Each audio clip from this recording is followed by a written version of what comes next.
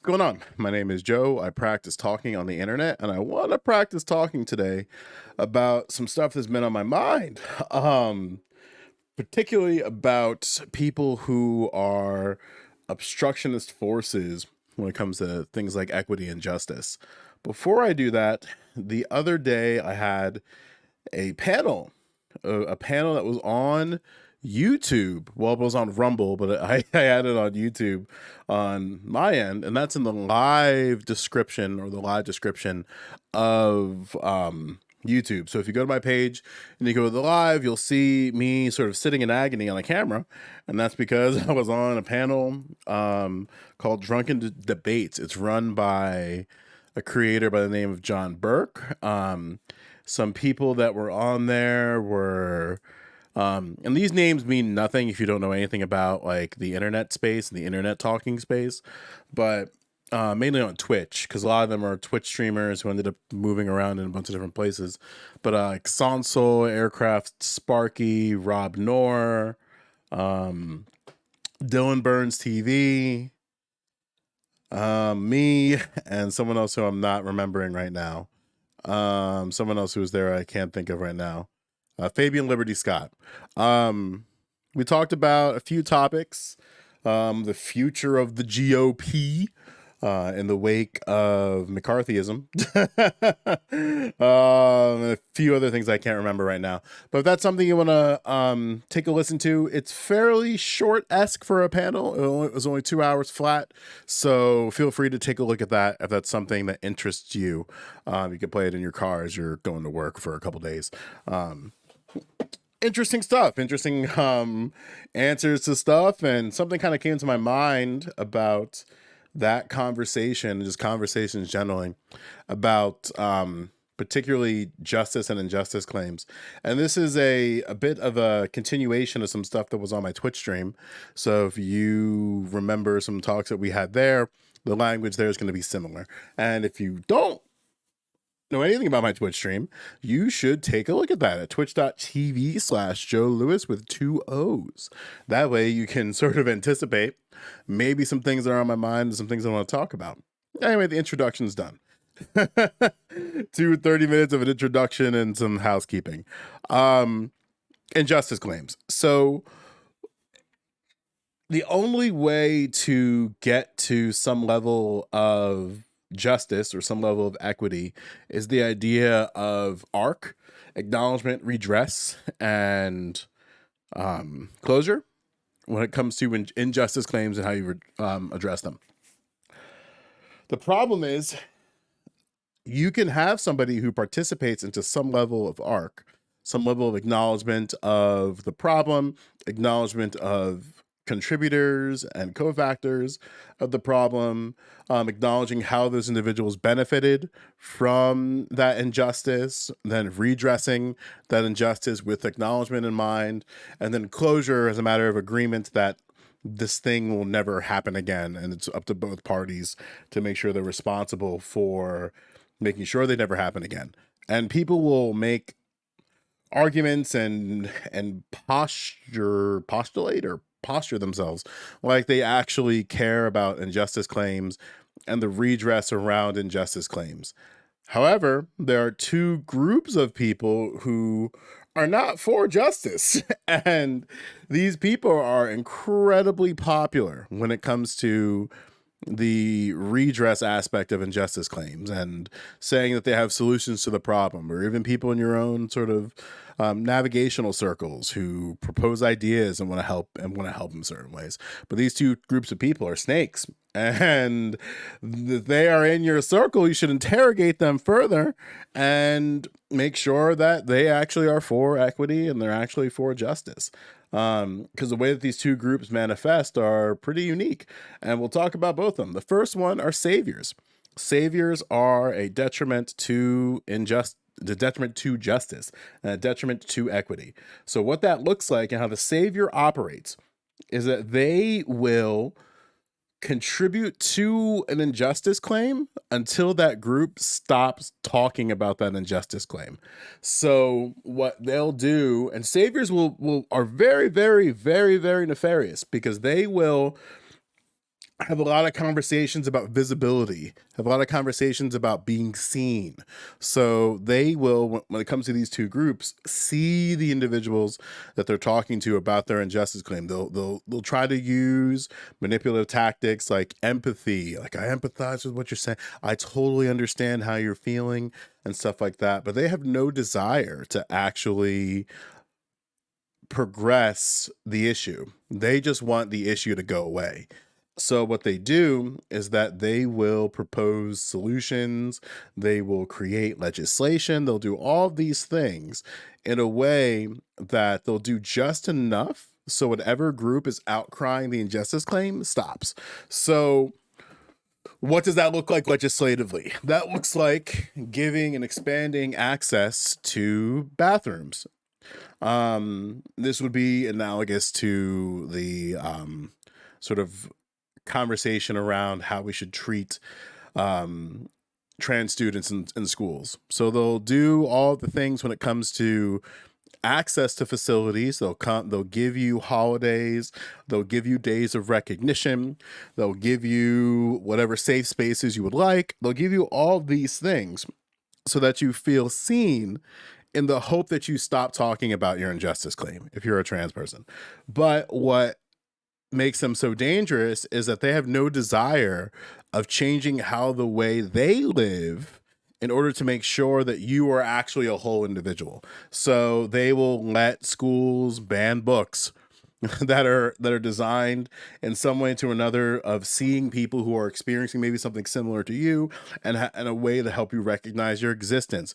They will obstruct any type of policy that involves whatever buzz topic the reactionaries believe that you're doing.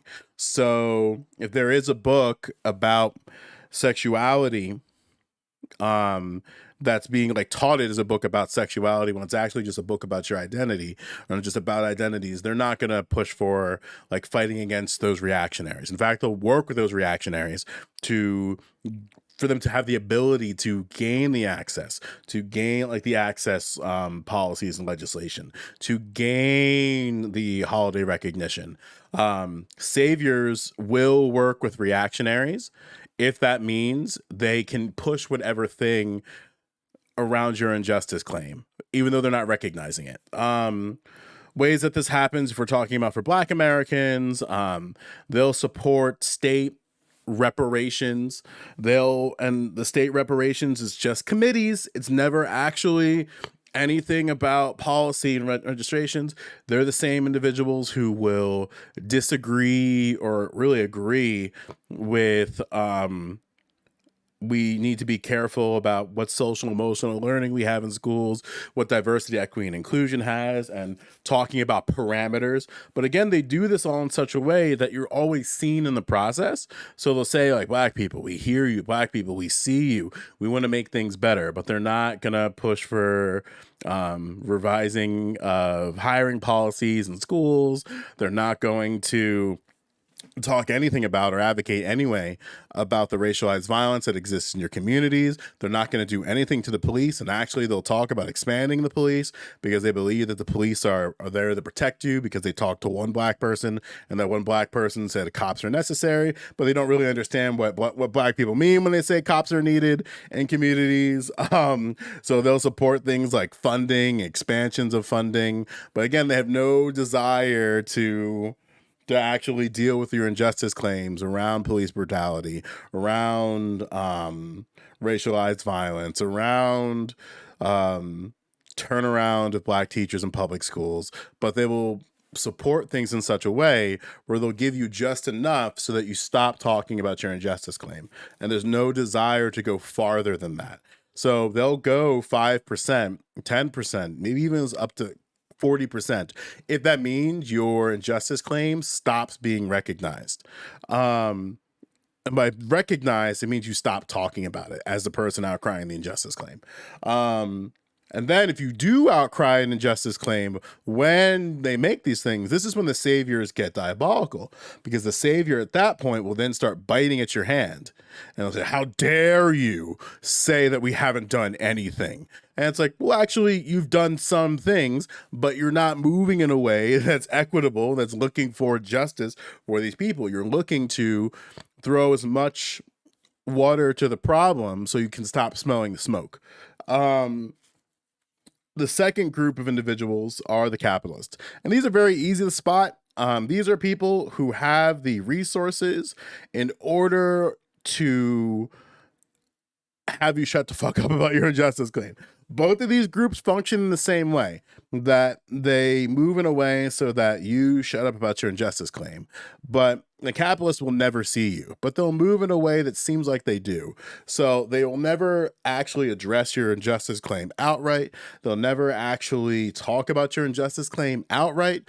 What they will do, however, is that they'll use their resources in order to proxy or third-party fund or third-party support initiatives that make it seem like they care. So they will donate to the organizations like Black Lives Matter Incorporated, like whatever fight for equality thing that exists in your community.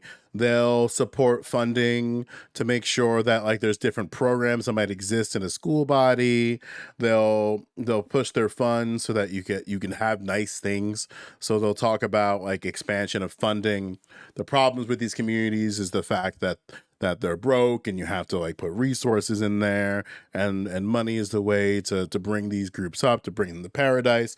They'll talk about wealth gaps. They'll talk about wealth gaps in a way that means like we just got to, fund the wealth gap, fund the gap, so that when we fund the gap, then these problems will magically go away.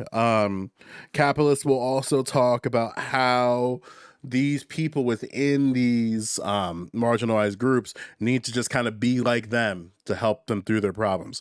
So they will be like, hey, like let's put some like finance classes in schools. I'll fund the finance classes. I'll fund the teachers. I'll do all of these things. I want to make sure they think just like me without having any of the resources to sustain these things. Like so they're not going to give you all of the truth about generational wealth. They're not going to tell you the truth about generational poverty. They're not going to tell you truth about your own existence and how certain parts of your existence, even if you were to be a millionaire, billionaire, you're still going to navigate under. But they'll talk the talk, saying that like, hey, if you can do it, if I can do it, you can do it too. Despite the fact a lot of these people had head starts from the minute they popped out of their mothers.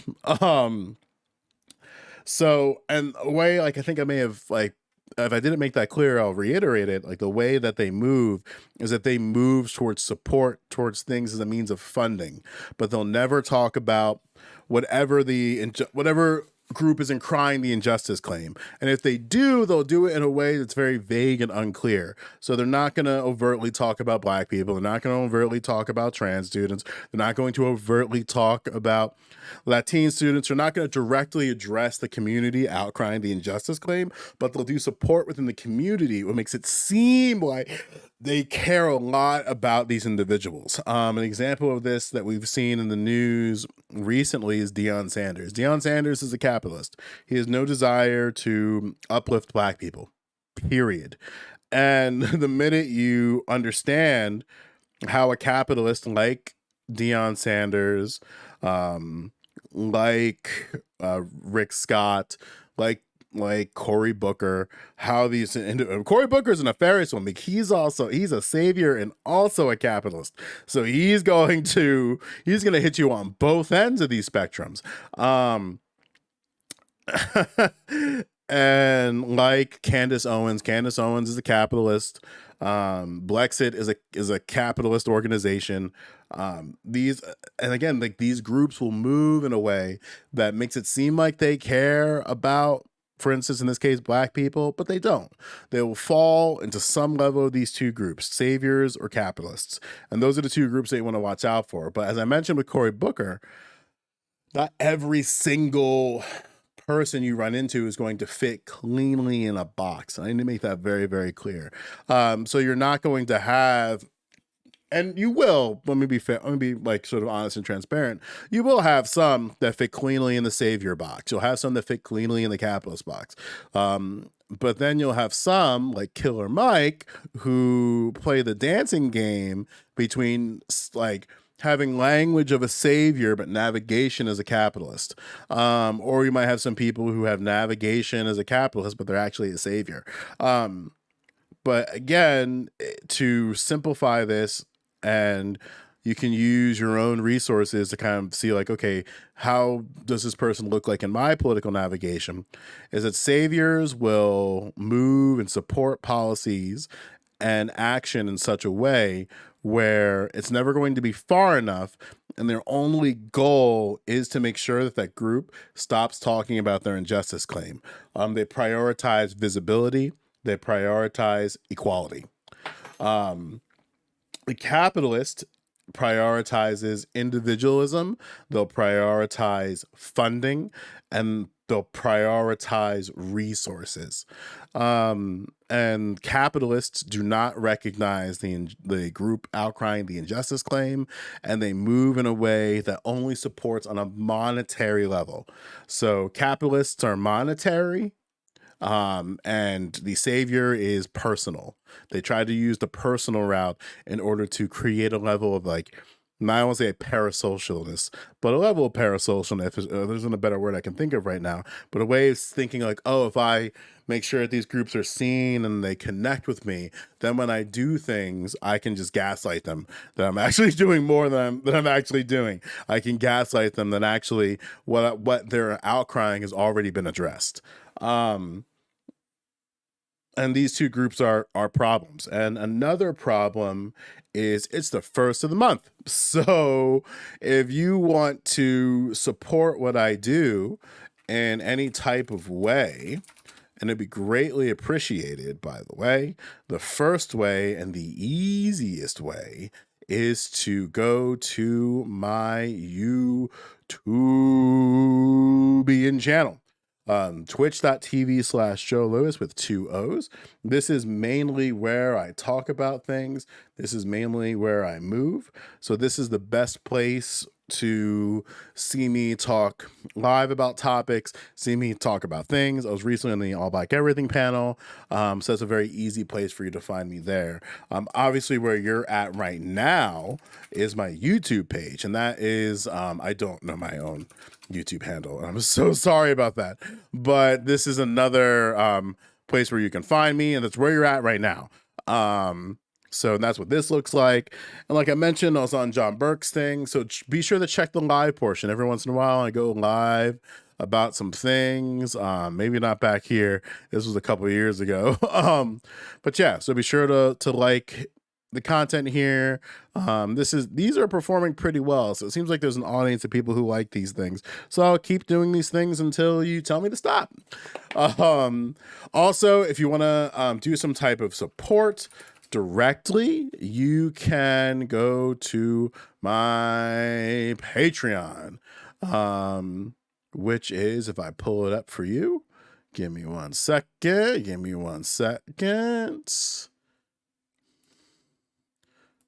Oh no, pausing, there's downtime. I'm sorry about that.